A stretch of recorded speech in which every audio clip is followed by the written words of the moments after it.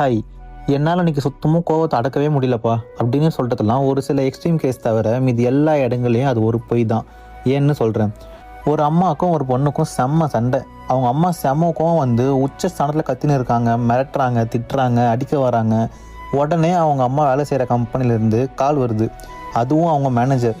உடனே டோனை மாற்றுறாங்க. அப்படியே சிரிச்சுக்கிட்டே பேசி அவர் சொன்ன வேலை எல்லாமே நோட் டவுன் பண்ணிவிட்டு ஃபோனை வச்ச அடுத்த நிமிஷம் திருப்பி அந்த மூடுக்கே போய் திருப்பி உச்ச ஸ்தானத்தில் கத்த ஆரம்பிக்கிறாங்க. ஸோ ஃபோன் வந்த உடனே அந்த எமோஷனை பாஸ் பண்ணிவிட்டு ஃபோன் வச்ச உடனே திருப்பி அது ரெஸ்யூம் பண்ணி அதே கோவத்துக்கு வர முடியும்னா அது கண்ட்ரோலபுளான ஒரு எமோஷன் தானே.